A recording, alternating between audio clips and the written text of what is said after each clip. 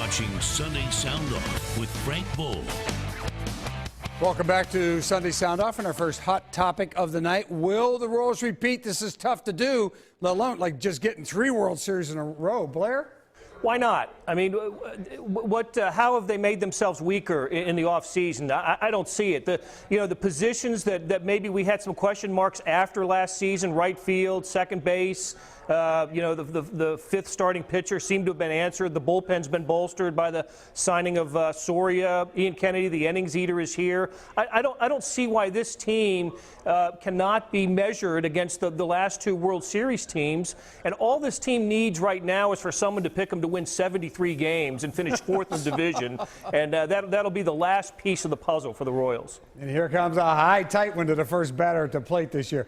Nate, what do you think? Well, if what Blair said is true, I'll be the guy. They're going 73 and whatever, and they're going to finish in 4th place. There you go. You're welcome, Kansas City. World Series trophy on the way. Look, the only reason Blair brings some great points up, why couldn't this team do it again? They're still a fantastic team. They should definitely be a contender again this year. The only reason to say no is that just so much has to go right through the course of a 162-game season and the postseason. We saw how close they came last year to losing in the divisional round. So I'll say that maybe everything just doesn't go as well as it did last year. It's going to be difficult. It's really hard to repeat. You pointed out the numbers why, and I think we'll probably see that this year. But they will compete, and I think they'll be in the postseason. And, Seren, Dayton Moore brought up an interesting thing. They've played 2 extra months of baseball here the last 2 years. That's exactly where I was going. First of all, I love Blair's. Why not? What are you running for office? Like you just throw it out there? Why not? Prove me wrong. I do love the optimism. But look, they're going to be a good team. But it's hard to get into the playoffs. I mean, we know that. It's amazing how 30 years of ineptness have just been washed away over the last 2. Look, one of the things, and I think Dayton Moore hit upon it, is all the baseball they've played. That extra 2 months of baseball or 20-some-odd games over the last 2 years and manage it. They obviously have been through it in Atlanta before. They know what they're doing. So I know the Royals will do it right in spring training. But, this team has been amazingly healthy. They got Alex Gordon back. He went down. What if Alex Gordon goes down to where he's going to be out all the way through the postseason? How different does this team look last year if that's the case? What if a pitcher goes down and you can't go get Johnny Cueto the way they were able to replace Jason Vargas? Health is such a delicate thing in professional sports and in baseball. The 162 games are a grind. And to think they're going to be as healthy as they've been in the past when everybody's 2 years older and played all these extra baseball games, I think that's asking a lot. It'll be a good year. I hope it is. I don't think you can count on it. All right, here's our second hot topic of the evening. Were you impressed with KU's win over Kentucky? Nate? Of course, Frank. I mean, who are you talking to here? I forgot. Yes. I forgot. Yeah, look, it's a big win for the team. I think they needed some confidence. I think they needed a boost of energy for whatever reason. This team that looked so great when they beat Baylor and Oklahoma at the beginning of conference play has really flattened out. But I will say this. That's a home game. We know Kansas wins at home at Allen Fieldhouse, even against good teams. But what we don't know is if they can actually keep their composure in a close game on the road against a good team or even a mediocre Big 12 team, because they haven't done that so far this year. If they're going to win the Big 12 for a 12th straight year, they've got to find a couple of those on the road. They might still run the table at home. They still got to find a way to keep it together on the road a couple of times, and they weren't able to prove us that they could do that in this game because it was a home game. Seren?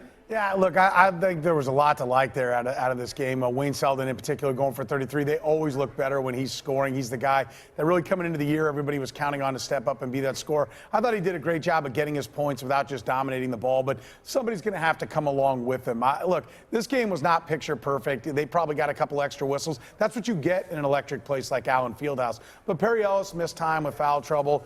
They weren't perfect in this game by any stretch of the imagination. They missed a ton of free throws, yet they still found a way to win. Nate's right. They got to find a way to go do it on the road in neutral sites like the NCAA tournament's going to be on down the road. But I think this game can be taken only as a positive when you have a good opponent and you find a way to win.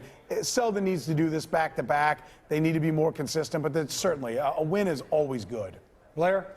Yeah, I still think Oklahoma's a team to beat in the Big 12, and their win down at LSU just supported that. But Selden's game was big. It was big for him to come up like that and to have the big shot, the three-pointer in the corner, the drive and flush in overtime was the only basket for Kansas in the overtime. Huge plays. I thought the significant thing for Kansas was they won a big game without Perry Ellis playing well at all. He was in foul trouble, missed about 14 minutes of the first half, really didn't figure, missed a lot lot of free throws down the stretch. He's their all-conference player. He did not play well. Kansas won an important game. It's a good sign, but both Nate and Seren are right. Kansas now has to prove they can do it on the road.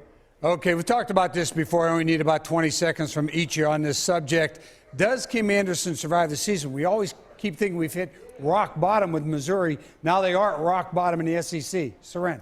If not him, then who? Who are you going to get? Who's going to take the job right now? I think Missouri, with their recent sanctions, I think they're going to get worse when the NCAA gets around to it. They had their self-sanctions.